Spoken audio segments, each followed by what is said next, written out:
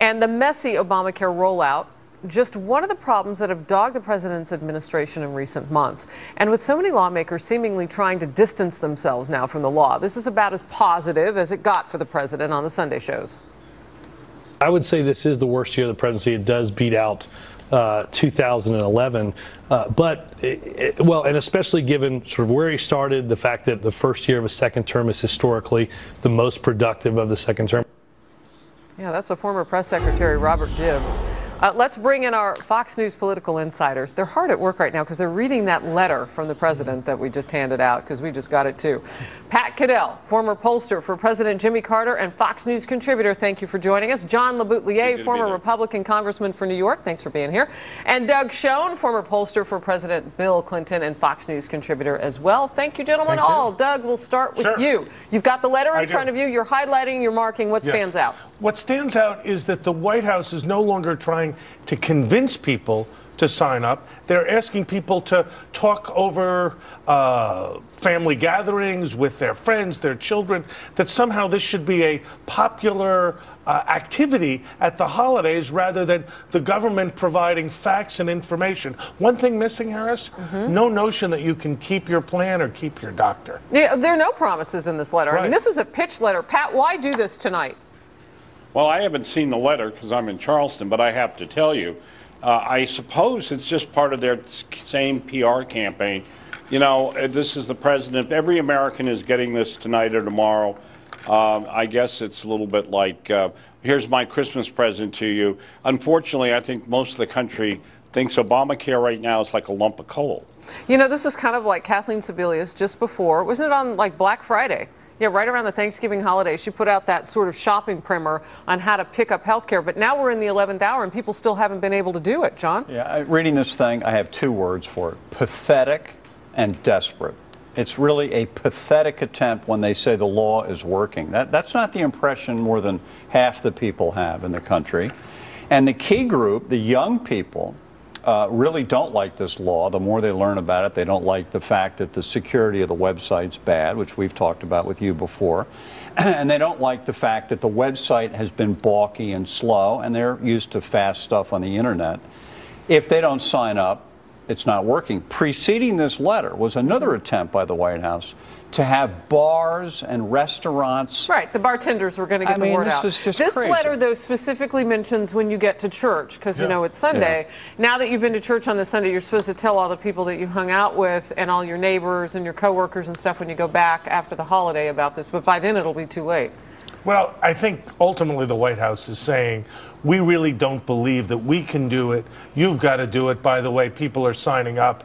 And if you sign up, it's a good thing to do. It's almost peer pressure as opposed to rational and logical argumentation. Let's talk about Robert Gibbs. I mean, when he held the press corps news conference every day, he was pretty tough. He was known for having a good sense of humor, but he was a pretty tough guy, right? And so when you hear him say something like, this was the worst year, and then extrapolate another year, but you know, 2011 was pretty bad too. Pat, what does that tell you? It tells me that they're desperate. They still haven't figured out what to do. The White House is, and it was, as Robert Gibbs, no, it's undeniable, was a terrible year for the president. And the problem is this one isn't going away. He had a terrible period in 2011, 2010 election, a period during the summer of 2011. But this is now ongoing. The 20-point shift in his approval rating this year, the drop in support with Hispanics, young people, the sense that people don't trust him, all of this and the continuing rolling disaster of Obamacare, as well as the problems in foreign policy. The president's in real trouble, and they are continuing to believe they can just PR their way out of it. It's a mistake. Doug, when do they say to themselves in the White House, it's time for us to do a different deal on this Obamacare thing? I would have thought they would have done it by now, Harris. Do you think it's coming? Well, I'm skeptical because the president has said he's not going to back off. He's had all sorts of opportunities to delay the measure a year, getting through the congressional election, bring the Republicans in to talk through other ideas like cross-border insurance and tort reform. But bottom line, I think this is his signature accomplishment. In his terms, he's standing by it. Win, lose, or draw, and much more likely than not, it's going to be lose. I think the Democrats, though, who are worried about getting reelected, they'll give it through January, maybe, and see if this thing starts to pick up steam. And then what? Then I think they're going to go to the White House. They're going to say, look, you're going to lose the Senate. We're going to lose our seats because of this thing. We have to delay it for a year. Let's talk about that, because you saw West Virginia Senator Joe Manchin today come out and call this Obamacare and all this just a meltdown. And then you've had some others say that, you know what, you could seriously lose the Senate. Democrats saying this, not John LeBoutillier, but Democrats saying that you could lose the Senate. Pat, is it too early to talk about that? Well, no. I mean, yes, it is in one sense, but you can look ahead. This has put a real burden. We talked last week on the show that the Republicans still need to offer a solid alternative. They just can't sit there. But John's right. The pressure on the Democrats is great. They're trying to hold the line. They all voted for this measure. They were all the 60th vote. They never questioned any of this. At some point, they're going to have to say, we've got to do something. And then the problem with the president is, the president cannot get up and say, this was a mistake. I'm willing to sit down and redo it all. He can't do that. He won't do it. His ego won't allow him. And the politics of it, they believe their entire position would collapse. So that's the problem now. Let's put up some numbers about trustworthiness, because John and Doug, I've heard you both say that this is really the core issue in all of this. And when you look in April of 2009, now mind you, 2009 wasn't a cherry year either. I mean, we had just come off like it was his honeymoon. Well, we had the BP oil spill. I mean, it wasn't the president's fault, but we had some things that he got criticized for maybe not acting quickly or acting, emotionally enough to. He had some criticism that year too, but 73% said they trusted the president. That's down to 45 now. Yeah, and Harris, this is a huge problem, because even when the president's policies have not been a success, people have generally had a positive sense of him and a sense that he's an honest guy. These numbers and other numbers that we've seen, which actually have been somewhat worse, suggest that his credibility, as Pat was suggesting, is largely shot. I must say, I'm a Democrat. Bottom line, the Senate is in jeopardy, and those self-same Democratic senators will be going to the White House, as John suggests, suing for something different. Now, this may be a problem. I asked before we went to commercial break for people to respond on Twitter, so I think you guys are probably seeing some of this too. Yep. Have you signed up for Obamacare? Will you be doing what the president asked in this 11th hour letter today? Go tell your neighbors and friends. Mallory says, well, it's none of my business what insurance my neighbors and friends have or don't have. Oopsie. Yeah, well, that's not good. And, I think more people are probably going to tell their neighbors, stay away from this thing. Let's wait and see if it's going to work before you sign up for it. But Mallory makes an important point, Harris. This is private business. It's personal. It's personal. I don't ask you. You don't ask me about health care. It's not something you talk about over the water cooler or on Christmas Eve. Pat, go ahead. Finish your thought. It's really desperate. It's really desperate. I mean, this is amazing to ask people to go and do this, to talk to their neighbors, to be nothing but frontmen for Obamacare. The problem is it's like a good. This is terrible damaged brand right now. It is damaged, and now you're telling the public to go out and tell people, oh, buy the brand, watch the thing, even though it doesn't work. It just makes you look bad, and as my colleagues just said, and it touches on something that's very personal. I don't know what they're thinking there. But it is, they're obviously drinking some kind of Kool-Aid, and it's laced with something. It's interesting because we hadn't talked about the personal side of it. We got to take a quick commercial break. When we come back, I want to talk about something that you all say as a group, because I got an email from them. By the way, that letter is in your email to you, Pat Caddell. I don't want people to think we didn't love you enough to send it to you. I'm just on the set. But big government. Big government, we're going to talk about it and what it means in people's lives. Is it too much? Is it not enough? And who says it is? And all that good stuff. I want to start with that news conference on Friday and our own Ed Henry at Fox doing something that a lot of the reporters in the room, I don't know, maybe they were just tired from the holiday shopping season or something, but he asked a really tough question and then had it re-ask. Watch this. Do you have any personal regrets? You're not addressing the fact, the public statements you've made to reassure the public. Your Director of National Intelligence, James Clapper, months ago went up, got a question from a Democrat, not a Republican, about whether some of this was going on, and he denied it. Doesn't that undermine the public trust? And you're conflating, first of all, me and Mr. Clapper. No, and he's still on the job. I understand, but what I'm saying is this, that yes, these are tough problems that I am glad to have the privilege of tackling.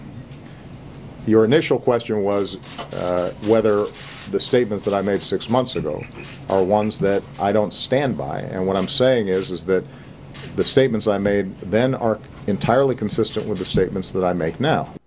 Doug, your head's going to fall off. You're shaking so hard. It is. Look, first, he had no response to Ed Henry's question about Clapper. Well, that's why I had to ask it twice. Right, and the president said, here's what I want to say, and then he paused for an awkward 3 to 5 seconds. And then he said, well, what I said then is the same as I'm saying now. Harris, there was no response at all.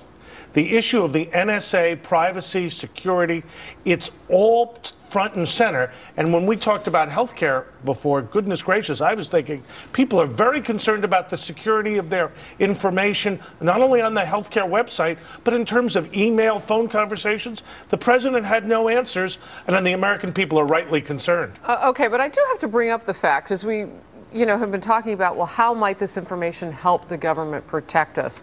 So, John, can you speak on that? Because, there are all sorts of people, we've had them on this program, who'll say this is necessary to keep us all safe. Well, their argument that if a terrorist overseas is found, his cell phone is found, they can trace from his cell phone with this metadata that's stored by the NSA, they can find out who he's been talking to over here and maybe uncover some terrible act. My rejoinder to that would be, we had an example, the Boston Marathon bombing, where we had a guy who we were warned about by Russian intelligence. He was on the FBI watch list. He went to Chechnya. This is the older of the Tsarnaev brothers. Came back here. What happened? He ended up doing the bombing. There was no interdiction, no stopping him, nothing, and they were looking at him. So if they're looking at him, and he's not even an American citizen, and they can't stop him, why are they looking at all of us? They had a document dump on the NSA yesterday. We reported this on Fox Report last night. And sometimes you'll see this like on a Friday, but of course it happened on a Saturday because we had a news conference on Friday with the president. I'm wondering, do you think there's more coming down the line? Of course there's more coming. Yeah. And Harris, I have to tell you, to John's point, yes, of course, we have to protect national security. The one-word answer is this is overreaching. All right. Fast overreach. Let's talk about big government, and we'll do it kind of with the overarching idea of Obamacare, because Pat now has opened his email and he finds that we do love him enough to send him the president's letter. No, and your first of all, just your quick thought about the letter. It's worse than y'all described. It was really unbelievable. The president says in there, don't look to me for information, look to your friends and neighbors. Unbelievable. Anyway, I got a big chuckle anyway.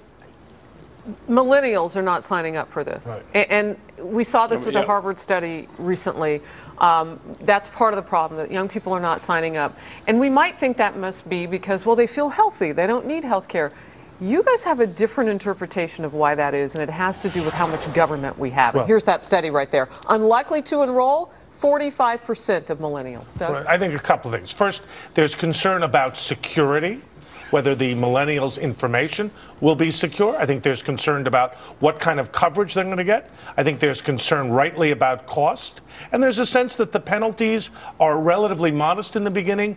Why sign up, Harris, if the law is a disaster, if it's expensive, and your information and privacy may be compromised? All right, but even more than that. One second, Pat. John? Well, yeah, I think it's that, and I think it's also, I think there's so much confusion. The White House is making this stuff up as they go along, Harris.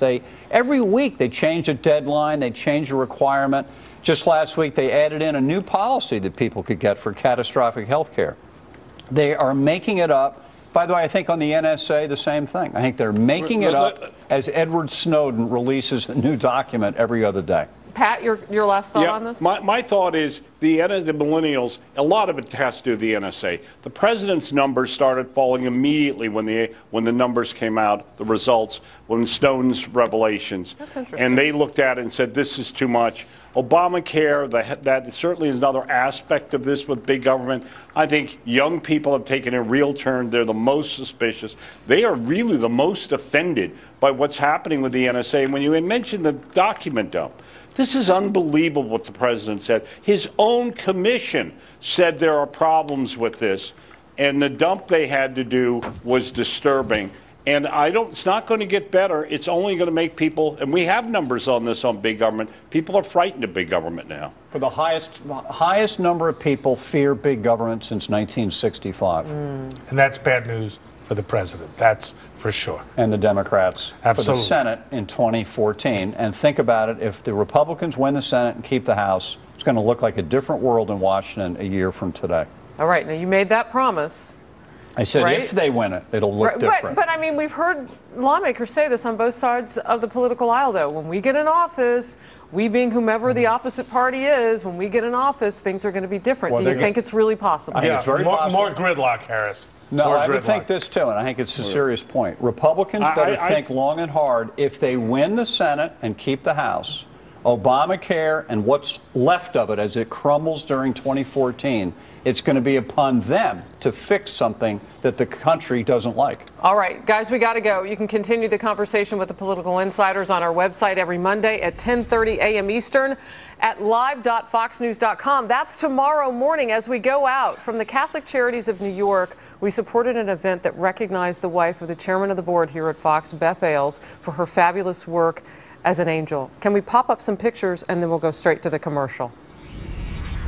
There we are. That's our senior producer, Maria Donovan, on the right.